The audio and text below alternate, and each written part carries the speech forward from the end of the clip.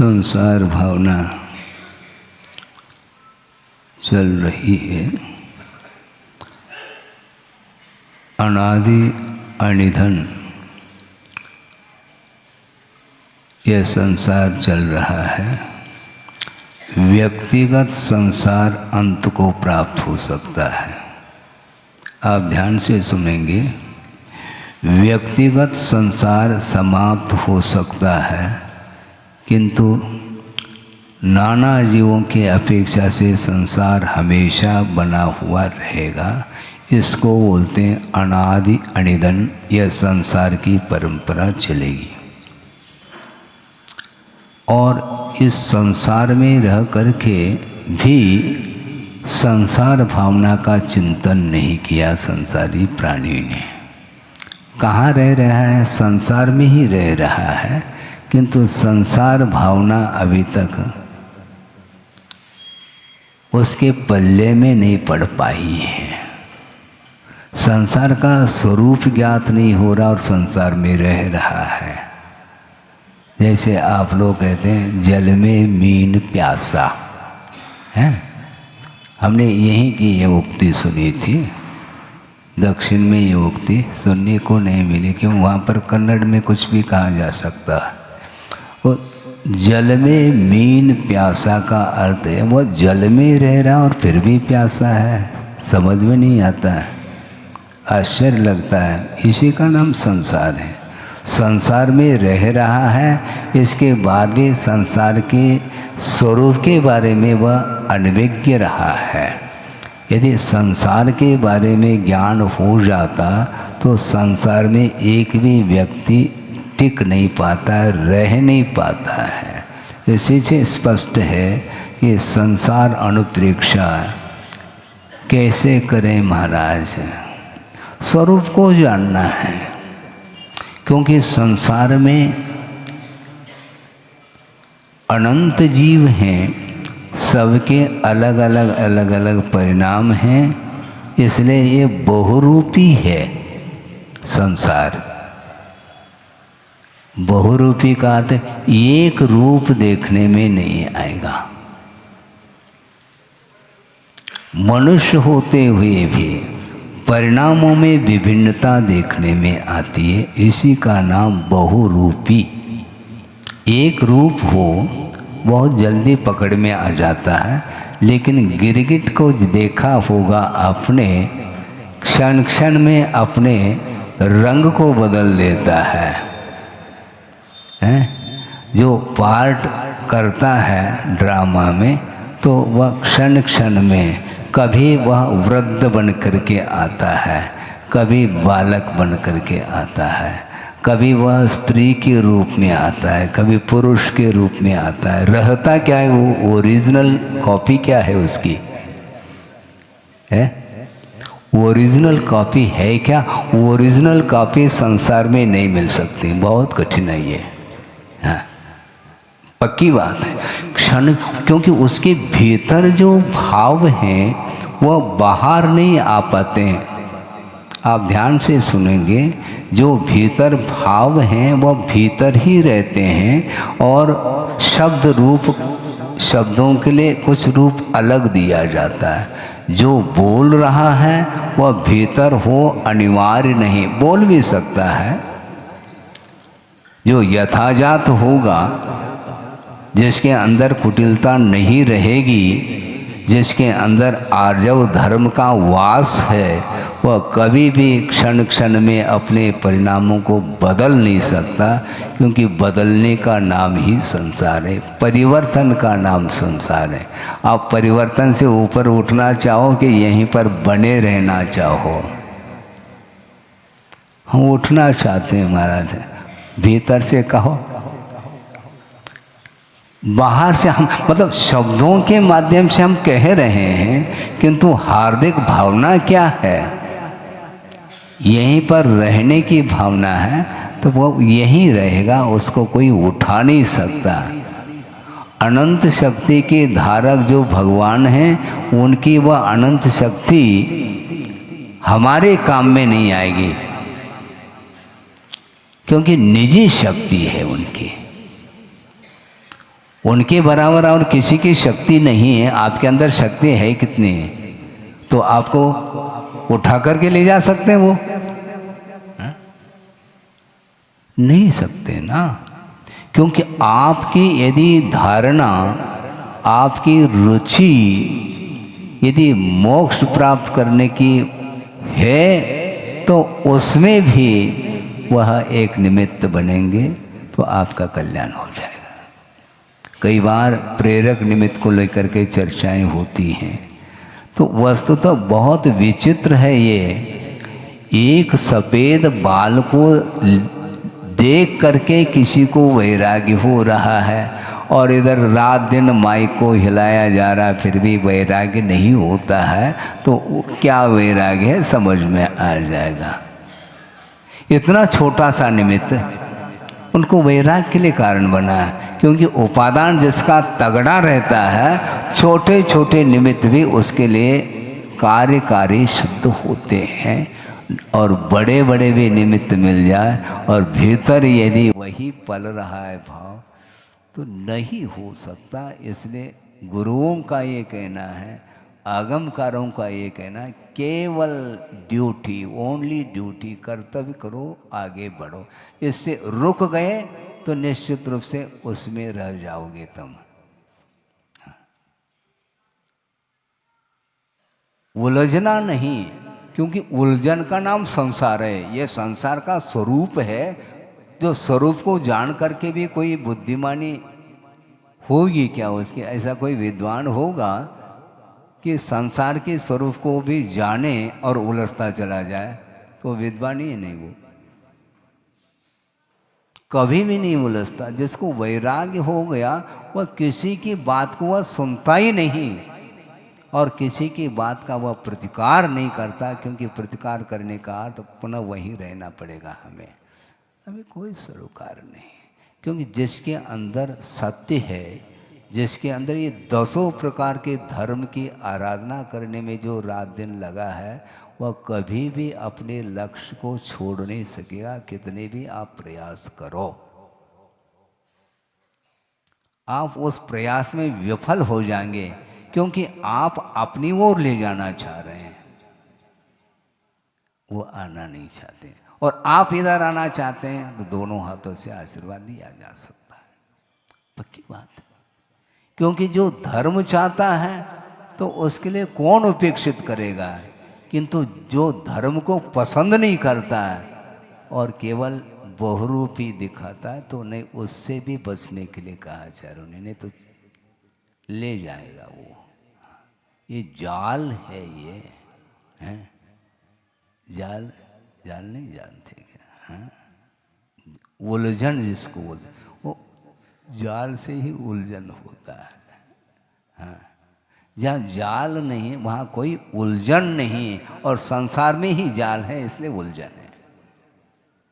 तो इसलिए अभी तक संसार में अनंत पर्याय निकल चुकी, अनंत भव निकल चुके हैं, अभी भी संसार का स्वरूप ज्ञात नहीं हो रहा है। उसको ज्ञात कौन करा पाएंगे?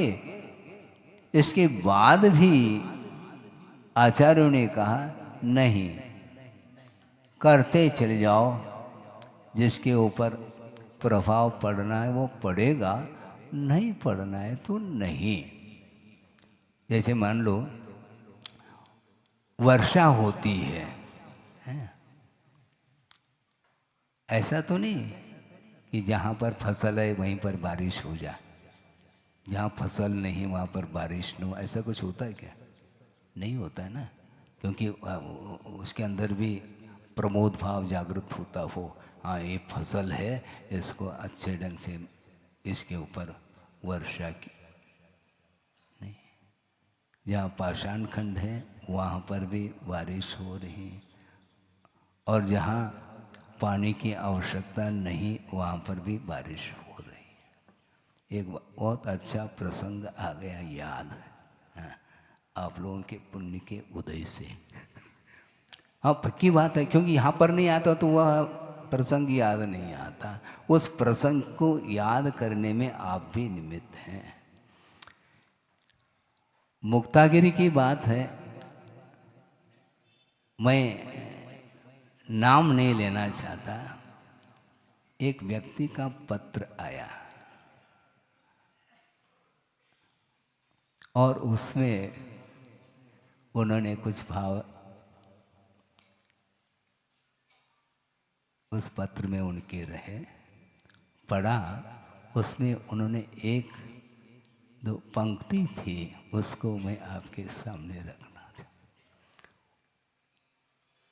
हुआ क्या, जहाँ पर वो रहते हैं वहाँ पर महाराज का चातुर्मास नहीं हो रहा था, और जहाँ पर चातुर्मास हो रहा है वहाँ पर एक बार नहीं, दो बार नहीं, वहाँ पर हो रहा है। तो उसको ले करके उन्होंने अपने भाव व्यक्त किए।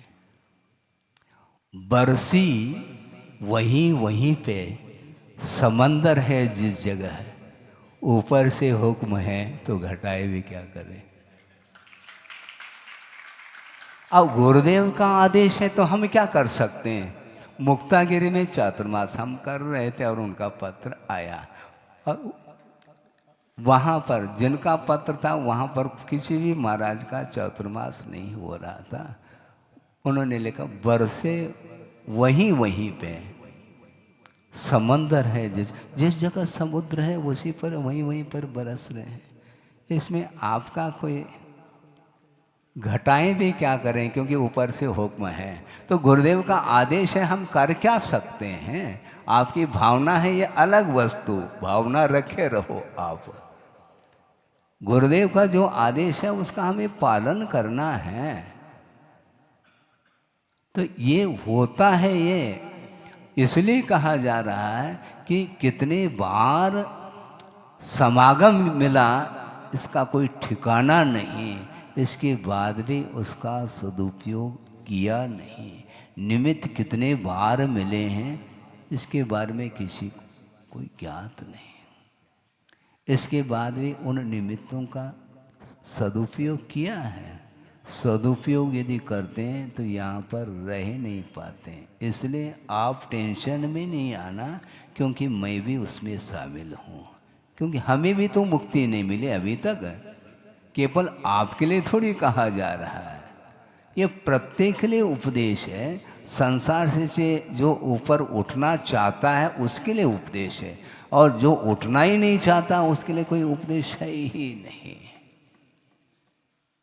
स्वरूप को समझने का प्रयास हमें करना है, और मान लो समझना नहीं चाहता है तो अपने को अपनी रक्षा करना, आत्मरक्षा। दूसरे की रक्षा के लिए तो वहाँ कटिबद्ध हो रहे हैं और अपनी रक्षा नहीं कर पा रहे हैं। इसलिए संसार में विभिन्नता देखने को मिलती है, एक से परिणाम नहीं होते हैं। इसी को बोलते बहुरूपी। ये ड्रामा है। ओनली संसारी प्राणी ने अनंतमान अतीत में केवल ड्रामा ही किया है, और ड्रामा में ओरिजिनलिटी है ही नहीं, क्योंकि परिवर्तन, उसी को नाटक बोलते हैं। आचार्य से कहते हैं ना अटक, संसार में अटकना नहीं हमें। अब नाटक बहुत हो गया, बहुत हो गया, अब नहीं। गुरुदेव कहते हैं कि एक भाव रखना है, कैसे उत्कृष्ट परिणाम होंगे उनके।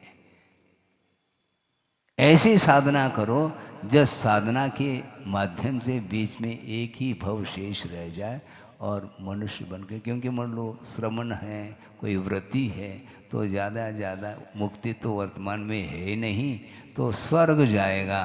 किंतु स्वर्ग जाने के बाद पुनः यहाँ पर मनुष्य बन जाओ और मुक्त हो जाओ, ये उनका भाव है आप ही लोगों के लिए। और अपने भाव यदि नहीं है तो उनके भाव क्या कर सकते हैं। उनकी भावना रही, किंतु खुद की भी तो भावना होनी चाहिए। परोसने वाले परोस रहे हैं, और मान लो आपकी यदि रुचि नहीं है तो वो क्या कर सकते हैं। वो कुछ नहीं, अपना कर्तव्य तो करेंगे, रसोई बनाएंगे और परोसेंगे। आप नहीं खाओ तो ठीक, हाँ, वो इनवाइट करेंगे।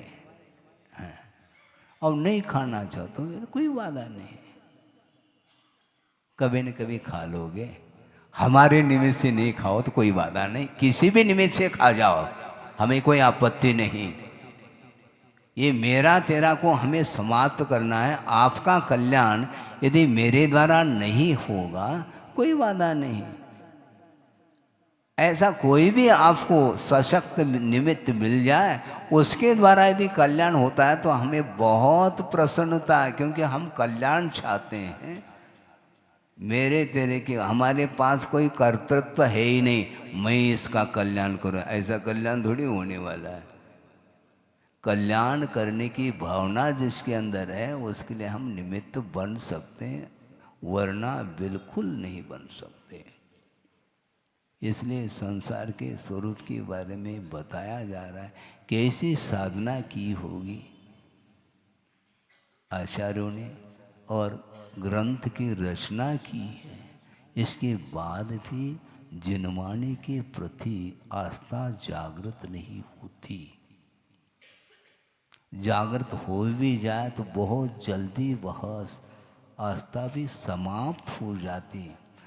अब सोचने की बात यह है कि सम्यक की उत्पत्ति के लिए बहिरंग कारण 4-5 बताए हैं, लेकिन सम्यक दर्शन के विनाश के लिए कौन से कारण होंगे? पंच परमेष्टि के आलम्बन लेने से सम्यक का लाभ होता है, किंतु सम्यक का जो विनाश हो रहा है उसमें पंच परमेष्टि का कोई हाथ है क्या? नहीं, उसमें तो पंचेंद्रिय के विषय ही कारण पड़ते हैं, उसके कारण वह उपलब्ध सम्यक दर्शन भी वह नष्ट हो जाता है। इसलिए सम्यक दर्शन को पुरुषार्थ के माध्यम से प्राप्त कर लिया बहुत अच्छा है। आप होनहार है, लेकिन प्राप्त सम्यक दर्शन की रक्षा भी आपको ही करनी पड़ेगी, हम नहीं कर पाएंगे। असावधानी हो गई। विषयों के प्रति आदर भाव का अर्थ वीतरागता के प्रति अनादर का भाव। आगम कह रहा है तो नाम नहीं लेना है, क्योंकि एक जगह आदर होगा, या विषयों के प्रति आदर भाव होगा, विषयों के प्रति रुचि होगी, अथवा पंच परमेष्टि के प्रति आदर भाव होगा। और आदर भाव न हो करके अनादर का भाव आने लगा, फिर बाद में अब वो निमित्त ही नहीं मिलेंगे, वो साधन वह पता नहीं कितने भाव के लिए वह उन साधनों से वंचित रहेगा।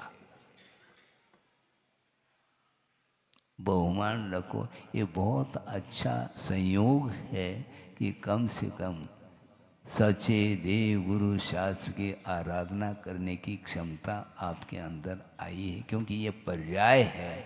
ये केंद्रीय आदि पर्याय में चला जाएगा, वहाँ पर न उपदेश मिलेगा, न जिनबिंब दर्शन कर पाएगा, न धर्म श्रवण कर पाएगा, पूजन अर्चन कुछ नहीं कर पाएगा। क्या करेगा?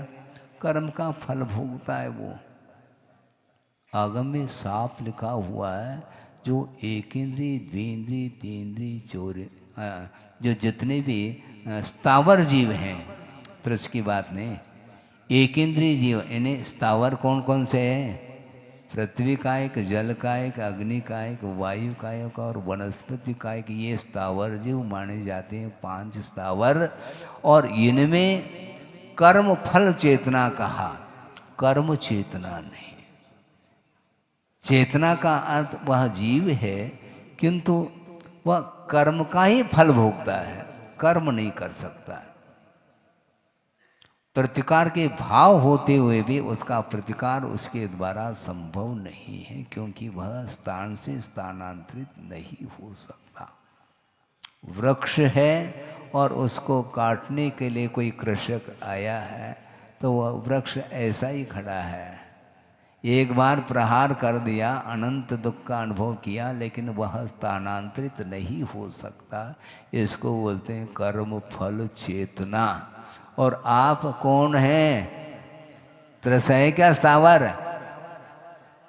त्रस है, और त्रस में भी संगी पंचेंद्री, और उसमें भी मनुष्य पर्याय, उसमें भी उच्च कुल में पैदा हुए हैं आर्यखंड में, और सच्चे देवगुरु शास्त्र का समागम भी आपके लिए मिल रहा है। इसके बाद भी इसके प्रति आदर का बहुमान का भाव नहीं रखोगे तो वह उसका होनहार भगवान ही जानते हैं, उसके लिए कोई उपाय नहीं। और एक बार ये पर्याय यदि मान लो निकल गई तो कितने काल तक वह बिना मन के रहेगा, कौन समझाएगा? समझाने के लिए, क्योंकि उसको समझाया जा सकता है जिसके पास योग्यता है, और ये पर्याय उसके योग्य है, किंतु इसके उपरांत भी जो उसको समझना ही नहीं है तो वह संसार से ऊपर नहीं उठना चाह रहा है, तो हम कैसे उठा सकते हैं? कोई लिफ्ट थोड़ी है, कुछ नहीं, लिफ्ट है नहीं, इसलिए हम लिफ्ट देना नहीं चाहेंगे उस व्यक्ति के लिए। क्यों? आचार्य ने कहा जिसके अंदर रुचि आदर भाव है उसके लिए देव, तो जिनवाणी का सही आदर होगा। हमारे निमित्त से यदि जिनवाणी का अनादर हो रहा है मान लो किसी व्यक्ति के द्वारा, तो वह उसको उपदेश देने की आज्ञा आगम में नहीं है। आपको महाराज बहुत कठोर बोल रहे, मैं कठोर नहीं बोल रहा हूँ, सही बोल रहा हूँ, क्योंकि जो सत्य है वह कठोर नहीं होता है, लगता है कठोर है। महाराज इसमें करुणा का अभाव झलक रहा, ठीक है, आपकी बुद्धि में झलक सकता है, मैं क्या कर सकता हूँ? क्योंकि आपके बुद्धि में आगम ही नहीं आ रहा है तो मैं कर क्या सकता हूँ? उसके लिए जिम्मेदार कौन है? हम है ही नहीं, क्योंकि आगम को हम साइड में नहीं रख सकते। हमें कोई लाभ हो या न लाभ हो, हमें इससे कोई सरोकार नहीं, किंतु आगम के अनुरूप बोलेंगे तो अपने व्रतों की रक्षा होगी, और सामने वाला यदि व्रत चाहता है, धर्म करना चाहता है, उसके लिए रास्ता प्रशस्त बना रहे, इसका ध्यान हमेशा रखता है, वह श्रवण रखना चाहिए। इसलिए पुण्य का संचय करने के लिए भी योग्यता चाहिए, योग्यता नहीं है तो नहीं बन सकता। ये इसलिए ये गाथा 2-3 दिन से चल रही है, अभी भी उस गाथा में कुछ विषय चिंतन करने से आ सकता है। ये विरल कहा उन्होंने, पुण्य का संचय करने वाला जो जीव होता है वह विरल होता है, क्योंकि सम्यक दृष्टि होना पहला शर्त है। तो महाराज मिथ्या दृष्टि को पुण्य का संचय नहीं होता है क्या? होता है, किंतु वह पुण्य जो है वह सुपर क्वालिटी का नहीं। पुनः आ गए, देखो, सात से पुण्य का संचय उसके भाग्य में नहीं, क्योंकि वह सम्यक दृष्टि नहीं, और जो सम्यक दृष्टि है फिर भी उसका लाभ नहीं लेता तो सम्यक दर्शन से नीचे आ जाता है, तो पुनः सात से पुण्य से वंचित हो जाता है। व्रतों से युक्त, उपशम भाव से युक्त, और निंदा और गर्हा से युक्त। किसकी निंदा? अपनी निंदा करो। वो संसारी प्राणी दूसरे की निंदा करता है, जो गुणी की निंदा करता है उससे बढ़कर के और कोई भी निंदा नहीं मानी जाती। एक प्रसंग के अनुरूप आपके सामने विषय रख रहा हूँ, आगमिक विषय है, हमारे पास और कुछ है ही नहीं। हाँ, एक मिथ्या दृष्टि है और एक सम्यक दृष्टि है, दो हैं। और सम्यक दृष्टि के अंदर भी दूसरे के वध का परिणाम हो रहा है, सुन रहे हैं आप? और एक मिथ्या दृष्टि है, उसके भीतर भी दूसरे के वध का परिणाम हो रहा है, किंतु इन दोनों के परिणाम में जमीन आसमान का अंतर हम दिखाएंगे आगम से। महाराज ये कैसे दोनों के वध के परिणाम हो रहे हैं? वध के तो हो रहे हैं, किंतु किसका वध करना चाहता है इसके ऊपर निर्धारित है। दो क्षायिक सम्यक दृष्टि, एक भरत और एक बाहुबली, दोनों क्षायिक सम्यक दृष्टि है। और भरत 3 युद्धों में हार गया अपने अनुज के द्वारा, छोटे भाई बाहुबली उनके द्वारा तीनों युद्धों में हार गया। और इसके बाद भी वह चक्रवर्ती चक्र चला रहा है, किसके ऊपर? बाहुबली के ऊपर। वध का भाव है कि नहीं है। और एक मिथ्या दृष्टि है, वह भी वध कर रहा है, किंतु किसका? मुनि महाराज के ऊपर उपसर कर रहा है। अब इन दोनों में जमीन आसमान का अंतर। चक्रवर्ती के अंदर चक्र चलाने का भाव हो गया, इसके बाद भी वह सम्यक दृष्टि है, इसलिए वह नरकायु का बंध नहीं कर सकता है। अब सुन रहे हैं आप? नहीं कर सकता। और जिसने मुनि महाराज के ऊपर उपसर कर लिया, सीधा नीचे जाएगा, इसके अलावा कोई रास्ता नहीं। महाराज दोनों वध कर रहे हैं ना, किसका वध कर रहे हैं, कौन किसका वध कर रहा है, इसके बारे में सोचो। मुनि महाराज के ऊपर उपसर करने का भाव, सम्यक दृष्टि कभी भी उसके अंदर भाव नहीं आ सकता। वह अपने सादर में जो बाहुबली है उसके ऊपर कर, क्योंकि वह असंयम का प्रभाव है, किंतु सम्यक दर्शन का सद्भाव होने के कारण वह कभी भी हाथ नहीं उठा सकता श्रवण के ऊपर। इसी प्रकार जो सम्यक दृष्टि रहेगा वह कभी भी देव गुरु शास्त्र के प्रति अवज्ञा का भाव नहीं कर सकता।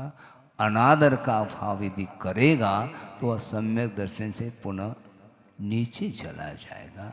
फिर उसके माध्यम से कब पुनः सम्यक दर्शन होना, इसके बारे में हम कुछ भी नहीं कह सकते। तो इसलिए अपनी निंदा करो, दूसरे की नहीं। निंदन गरहाय संयुत तो कहा, निंदा और गरहा से वह युक्त है कौन? सम्यक दृष्टि वृत्ति। वह हमेशा अपनी निंदा करता है, दूसरे की निंदा स्वप्न में भी नहीं कर सकता, क्योंकि उसके अंदर शत्रुता का भाव नहीं। कोई शत्रु भी दिखे तो उसके दृष्टि में वह शत्रु नहीं, यदि संयम है तो। और असंयम है तो चक्रवर्ती का भाव बाहुबली के ऊपर हो गया। ये असंयम का परिणाम।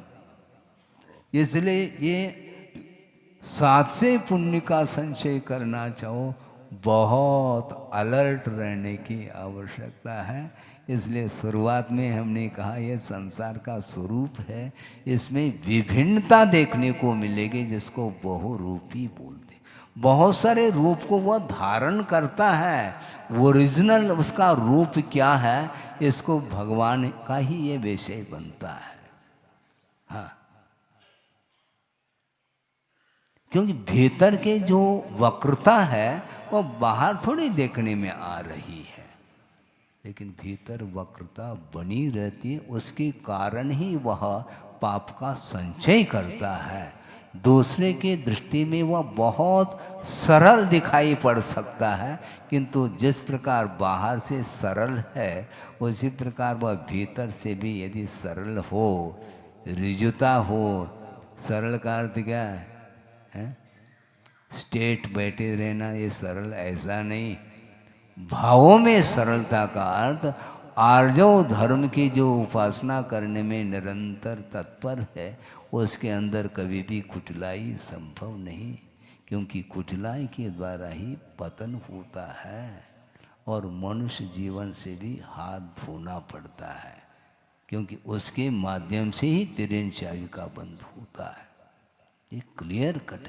इसलिए आगम का स्वाध्याय आप करिएगा और अपने शक्ति के अनुरूप अपने विचारों को अच्छे उज्ज्वल बनाते हुए यथाशक्ति आप व्रतों का पालन कर लो। हमें कोई भी विकल्प नहीं। विकल्प इस बात को लेकर के मुझे हो सकता है कि आपके भाव पवित्र बने रहें, और इन भावों की पवित्रता के विषय में यदि आपको चिंता नहीं है, मैं क्या कर सकता हूँ? इसलिए मैं उदासीन बैठा हूँ, ऐसा मैं बार बार कहता हूँ। प्रेरणा देव महाराज, प्रेरणा क्या, हमसे भी बड़े बड़े दे करके गए उपदेश, उनसे बढ़ करके हम कौन प्रेरक हो सकते हैं? नहीं। किंतु धर्म श्रवण कराने की आज्ञा है गुरुओं की, हम सुना रहे हैं और उसको आप आत्मसात कर लो तो आपकी विशेषता, नहीं करो तो भी आपकी ही विशेषता मानी जाएगी। हम कर क्या सकते हैं? ये स्वरूप है, ये यथार्थ सत्य है, क्योंकि संसार का स्वरूप है ये। और संसार में विभिन्न प्रकार के जो पर्याय मिल रही हैं, तो वो विभिन्न प्रकार के परिणामों के द्वारा ही वह पर्याय मिल रही हैं। इसलिए परिणामों में एकता कहाँ रही? परिणामों में सरलता हो, उसके अनुरूप पर्याय मिलेगी। नहीं है तो कारण सदृशम कार्यम, जैसे आपके परिणाम हैं उसके अनुरूप कार्य होता चला जाएगा, ये इसका तात्पर्य है। इसलिए संसार में रहते हुए अनंत काल हुआ है, कम से कम अब ऐसे भाव करो जिसके माध्यम से संसार का सही स्वरूप ज्ञात हो सके। इसलिए गुरुओं ने बहुत बड़ा उपकार, महान उपकार किया, बल्कि अनंत उपकार उन्होंने किया है। इसके बाद भी यदि हमारे आंखें नहीं खुलती है तो गुरु ने यही कहा कि बस कर्तव्य करो, रुको नहीं, रुकना नहीं। रुक गए उलझन, फिर बाद में सुलझाओ भगवान, ऐसा नहीं कहेंगे हम। वो काय को सुलझाएंगे? हम स्वयं उलझ रहे हैं, उनका कोई काम है कि नहीं दूसरा? ये करते रहें क्या संसार में बैठ करके? वो नहीं बैठते। इसलिए गुरुदेव ने बहुत अच्छी बात कही थी कि दिवाली के दिन प्रत्यूष वेला में भगवान कट गए, निकल गए। क्यों? यहाँ रुकने से कोई लाभ नहीं मिला उनको, कब तक रुकेंगे? जिनको लाभ लेना है उसने ले लिया, अब यहाँ पर रहना नहीं, वह मुक्त हो गए और अपन भी मुक्त हो गए। कहाँ से? स्थान विशेष से। और क्या, वो तो है ही, क्योंकि ये आगम के अनुरूप ही किया जा रहा है। हम इसलिए बार बार इस प्रसंग को लाते हैं ताकि आप नॉर्मल हो जाए। एकदम सडनली मान लो निकल गए तो उसमें बहुत तनाव आता है, इसलिए उसको नॉर्मल कर रहे हैं हम, ताकि आपको ज्ञात हो सके अब तो दिवाली हो गई, अब धीरे धीरे धीरे नॉर्मल करके निकल जाएंगे, ताकि वह दुख का अनुभव न करें। और ज़्यादा दुख का अनुभव होता है तो आसपास जहाँ भी हो तो आ सकते हैं, कोई दिक्कत थोड़ी। पक्की बात है, क्योंकि आप स्वतंत्र हैं, आप क्या हैं? आ सकते हैं, इसमें क्या है। तो हम ये कहना चाह रहे थे, गुरुओं का ये कहना है, कभी भी उलझना नहीं। अनंत काल उलझा है, अभी भी उलझने में रस आ रहा है क्या? जिसको उलझने में रस आता है तो उसकी चर्चा मत करो। जो सुलझना चाहता है उसको कुछ समझाओ, जल्दी समझ में आता है उसको। और पढ़ाई करके गुरुदेव ने कहा था, जिसका स्लेट कोरा है तो उसके ऊपर हम लिख सकते हैं, और जिसका स्लेट भरा हुआ है तो हम उसको पहुंच नहीं पाएंगे। हाँ, पक्की बात है। एक प्रसंग और सुना रहा हूँ, सतना की बात है। अभी अभी पिछले साल ठंड में रहे आए, एक व्यक्ति ने सुनाया था कि महाराज टीचर पढ़ाता है छात्र को, और 2 छात्र हैं जिसको वह एक ही टीचर पढ़ा रहा है, किंतु एक छात्र से 1000 रुपये ले रहा है और एक छात्र से 500। ऐसा क्यों? इसलिए 1000 रुपये इसलिए ले रहा है, 500 रुपये पहुँचने के लिए और 500 रुपये लिखने के लिए। इसलिए 1000 लिया, और एक से क्योंकि कोरा स्लेट था वह 500 रुपये ले रहा है लिखने का। समझ में नहीं आया? आ गया? हाँ, ये है। ऐसा है। हमें हंसी आ गई, देखो ये कैसा है। 1,000 रुपये इसलिए ले रहा है क्योंकि पहुंचने के लिए भी तो समय लगता है, और फिर लिखने का 500 और पहुंचने का 500। तो आप कौन से छात्र हैं हमें बताओ, उस हिसाब से हम लेंगे। यदि कोरा स्लेट है तो 500 से ज़्यादा नहीं लेंगे, बल्कि हम फ्री में पढ़ा देंगे, कोई दिक्कत नहीं हमें। हमें वेतन नहीं लेना, क्योंकि वेतन उधर से हमें मिल रहा है। हाँ, गुरुदेव हमें वेतन दे रहे हैं। हाँ, हमारा तन सुरक्षित है और वेतन फिर भी वो दे रहे हैं। कोई अपेक्षा नहीं, हमें निरपेक्ष भाव के साथ दूसरे के कल्याण की दृष्टि से ही ये उपदेश आदि होते हैं। इसमें मन लगा करके कर्तव्य करने के लिए उन्होंने कहा है, इसलिए कर्तव्य के रूप में ही कहा जा रहा है। इसलिए निंदन गरहाय संयुक्तो, अपनी निंदा और अपनी गरहा से वह युक्त होता है। आत्मकृत जो दुष्ट कर्म है, पाप कर्म है, उसको वह स्वयं प्रकाशित करता है, स्वयं उद्घाटित कर रहा है अपने दोषों को। इसको बोलते हैं अपनी निंदा। आत्मकृत दुष्ट कर्मणा, दुष्कर्मणा स्वयं प्रकाशनम निंदनम। अपने द्वारा किए हुए जो पाप कर्म हैं उसको प्रकट करना, उसको प्रकाश में लाना, हमने ये अनर्थ किया है भगवान, इसके लिए हमें प्रायश्चित दे दो। वो स्वयं व्यक्त कर रहा है।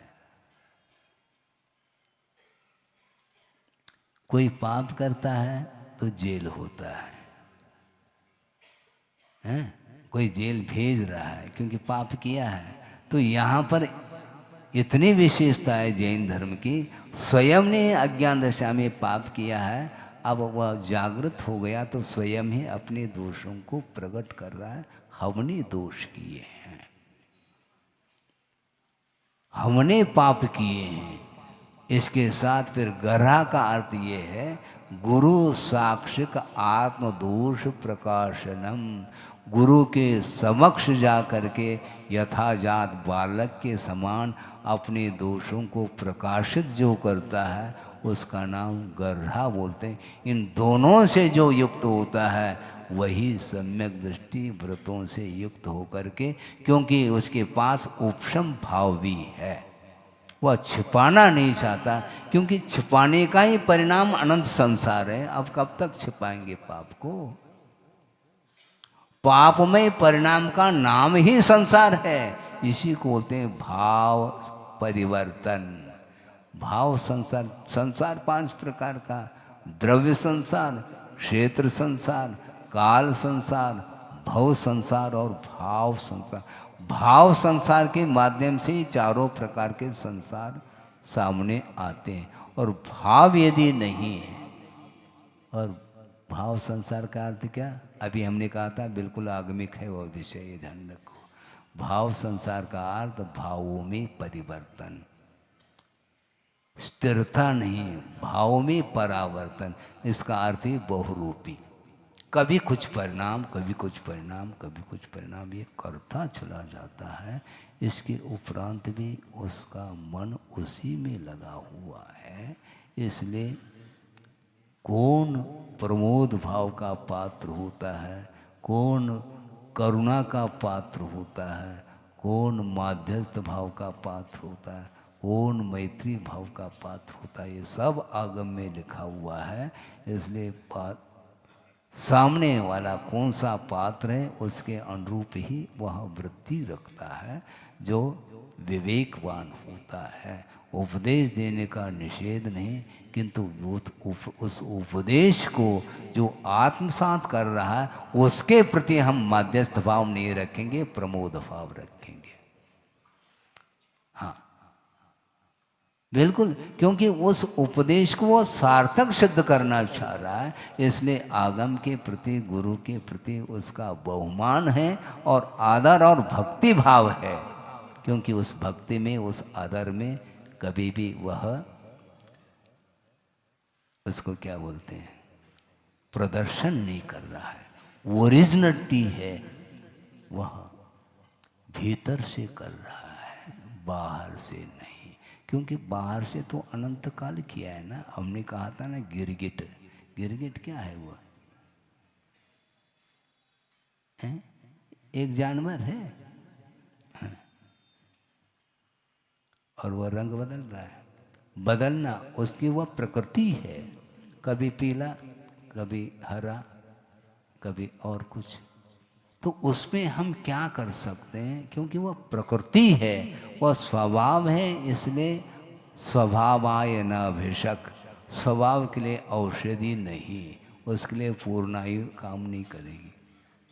हाँ, चिकित्सा चिकित्सा किसकी की जाएगी, स्वभाव की चिकित्सा नहीं हो सकती, क्योंकि वो प्रकृति है। अब उसमें कहाँ से परिवर्तन होगा, वह स्वयं परिवर्तित होना चाहता है तो उसके लिए आशीर्वाद काम कर सकता है, उपदेश भी काम कर सकता है, किंतु अपने स्वभाव को एज इट इज बनाए रखना चाहता है तो उसका स्वभाव है वह हमारे लिए आउट ऑफ कोर्स है। उसमें ज़्यादा हमें समय गंवाने की आवश्यकता नहीं, क्योंकि गुरुदेव का कहना है सबसे यदि कोई मौलिक वस्तु है, क्या है, सबसे मौलिक वस्तु समय। क्योंकि अंतर मुहूर्त यदि ध्यान लग गया तो मोक्ष होना है, केवल ज्ञान प्रकट होगा। इसलिए प्रति समय यदि उज्जवल परिणाम बनाए रखता है तो असंख्यात कर्मों की वह निर्जना कर रहा है। और यदि मान लो उसके अंदर अज्ञान आ गया तो निश्चित रूप से प्रति समय वह अनंत कर्मों का बंद करता है, असंख्यात नहीं, अनंत कर्मों का प्रति समय। समय अर्थात काल की इकाई। समय किसको बोलते हैं, सामान्य रूप से काल का नाम समय कहा, किंतु काल की जो इकाई है यानी उस समय के टुकड़े विभाजन संभव नहीं उसमें। जिस प्रकार पुद्गल परमाणु में विभाजन करना संभव नहीं, वह पुद्गल की इकाई मानी जाती है, उसी प्रकार काल की कोई इकाई है तो वह समय है। आपने आंखों के टिमकार लिए,